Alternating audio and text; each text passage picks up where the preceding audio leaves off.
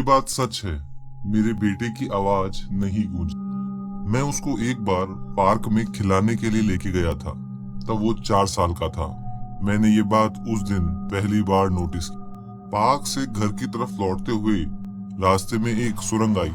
मुझे गूंजती हुई आवाज बड़ी अच्छी लगती थी, इसीलिए मस्ती के लिए मैं चिल्लाया, यब्बा डब्बा डू, यब्बा डब्बा डू। मेरी आवाज वापस लौट के आई और मेरा बेटा ये सुन के बहुत खुश हुआ। मेरे को देखकर वो भी चिल्लाया, पर उसकी आवाज वापस नहीं आई। ऐसा क्यों हुआ ये मैं समझ नहीं पाया। मैंने अपनी वाइफ की ओर देखा और उसने ऐसे रिएक्ट किया जैसे कुछ हुआ ही ना हो। मैंने अपने बेटे को कहा, कम ऑन बेटा, एक बार फिर से कोशिश करो। उसने वापस से ट्राई किया, लेकिन रिजल्ट सेम, उसकी आवाज नहीं गूंजी। मुझे ये बात बहुत अजीब लग रही थी, पर इसके बावजूद मैंने अपनी बीवी से इस बारे में कोई डिस्कशन नहीं की। उस रात मेरी वाइफ ने अपने आप को बाथरूम में बंद कर लिया और वो घंटों रोई। उसके सिसकने की आवाज मैं बाहर तक सुन सकता था, पर मैं उसको चुप भी नहीं करा सकता क्योंकि वो मुझे अंदर आने नहीं दे रही। इस बात को कुछ साल बीत गए। मेरी वाइफ ने मेरे बेटे को स्कूल में एडमिशन लेने भी नहीं दिया। उसने बोला कि स्कूल के टीचर बहुत जालिम होते, बच्चों को मारते हैं, पीटते हैं, हम अपने बच्चे को घर में पढ़ाएंगे।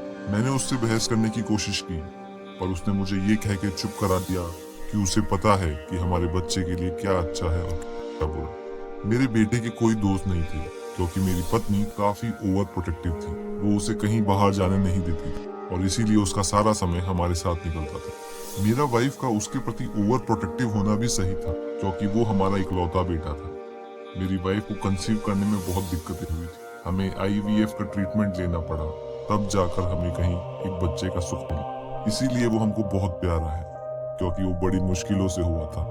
ऐसी बात नहीं है कि मेरे बेटे की सिर्फ आवाज नहीं गूंजी, उसके बारे में कुछ और भी अजीब चीजें हैं। जैसे कि एक रात मैं उसे पढ़ा रहा था, मैं उसको दीवार के ऊपर शैडो फिगर्स बना के दिखा रहा था। मैंने अपने हाथों से कई सारे जानवरों की शक्लें बनाई। मेरे बेटे को इन सब चीजों को देख के हंसी आ रही थी और वो भी इन सब को ट्राई करना चाहता। मैंने उसके हाथों की ग्रिप चेंज की ताकि वो एक चूहे की शक्ल बना सके और उसके हाथ लैंप के आगे कर दिए।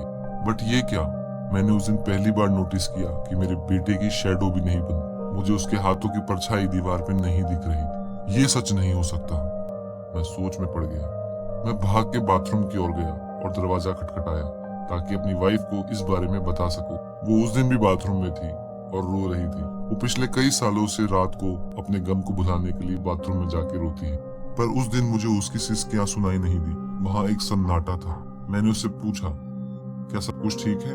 पर उसका कोई जवाब नहीं आया। मैं बहुत डर गया और इसीलिए मैं भाग के गया और मैंने एक स्क्रू ड्राइवर उठाया और कुछ घंटे स्ट्रगल करने के बाद मैंने बाथरूम का गेट फाइनली खोल दिया। जैसे ही मैं अंदर गया, मेरे सामने बाथटब के अंदर मेरी वाइफ लेटी हुई। पानी का रंग लाल था। उसने अपने आप को जगह जगह कट लगा लिए थे और एक्सेसिव खून बहने के कारण मेरी वाइफ मर चुकी। ये क्या हो गया?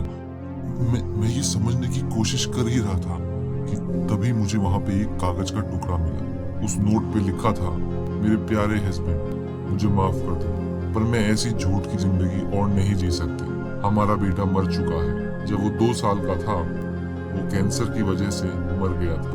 तुम उसकी मौत से सदमे में आ गई थी और तुम्हें हर जगह वो दिखने लगा था। मुझे डॉक्टर्स ने उस समय बताया था कि तुम अपने दुख से उबरने के लिए ये सब कर रहे हो और धीरे धीरे ये सब चला जाएगा।